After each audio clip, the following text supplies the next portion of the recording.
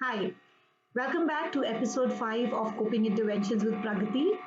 And just look at it how far we have come for our 10 video series that we plan to do on coping interventions with Praggatti. And we are almost come halfway, right? But before I move on from here and talk about today's coping intervention, a humble request to all those who are listening to me. Please go back and listen to all the previous 4 videos so that you not just build up your arsenal around stress, you feel so much calmer and so much relaxed while you go on with life.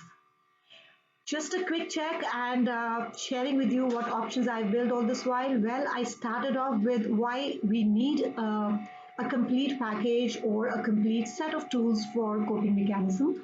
And then I moved on to tell you that mindfulness based stress reduction is a great idea.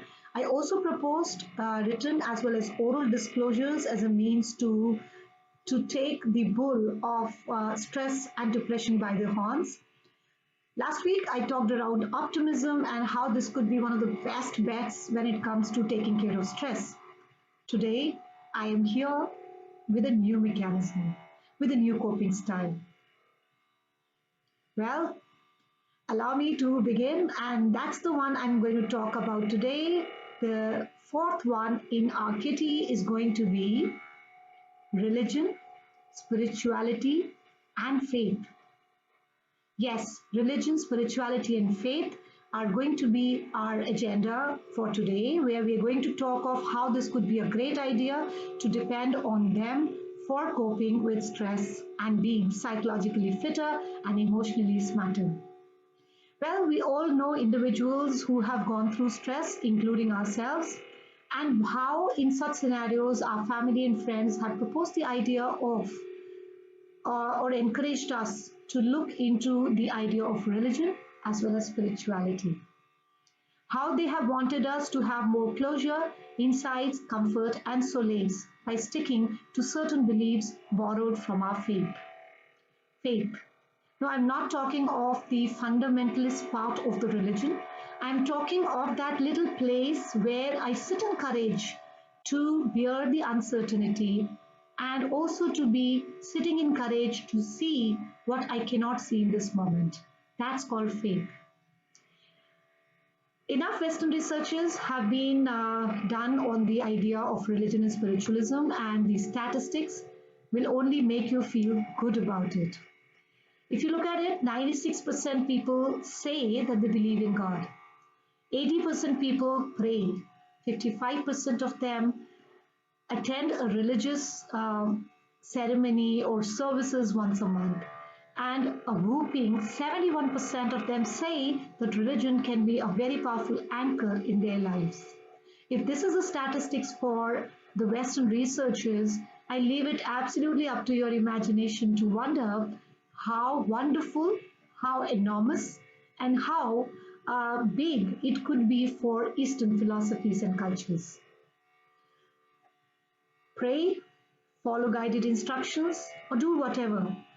But do try to explore this entire style of religion, spirituality, and faith as one of the another mechanism for coping with stress.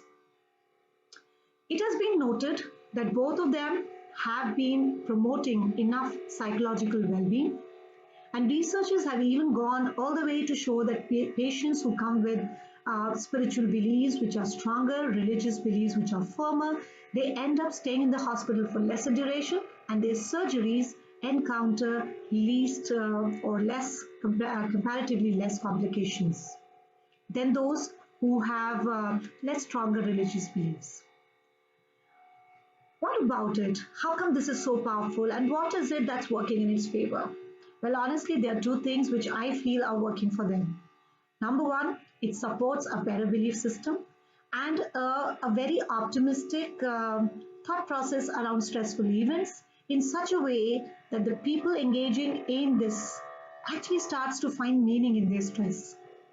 And the second one is it acts as a solid support mechanism and a buffer for all of those who are not just part of a support group but also have a similar belief system. I cannot I cannot leave you by saying that all is well when it comes to religion and spirituality. There has to be a word of caution. There are times it being noticed that religious beliefs can sometimes be a deterrent in psychological well being and healthy existence. When can that be? I know you must be wondering when can that be?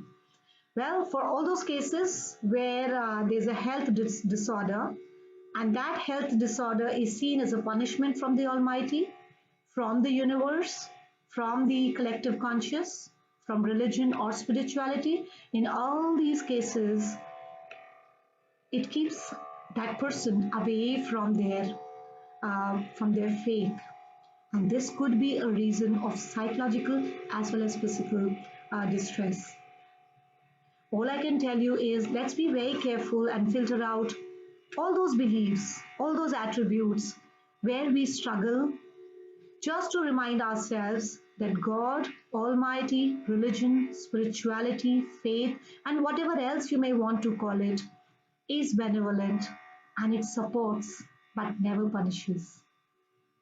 Take my word for this, religion could be a place of great grounded experience and confidence. Grounded confidence where, despite all the uncertainty and chaos in the present moment, you sit in faith and believe that it will span out all right and there is a rainbow across the horizon. Leaving you with the practicing of religion, spirituality, and faith this week. Till I see you next week with my another intervention. Thank you so much.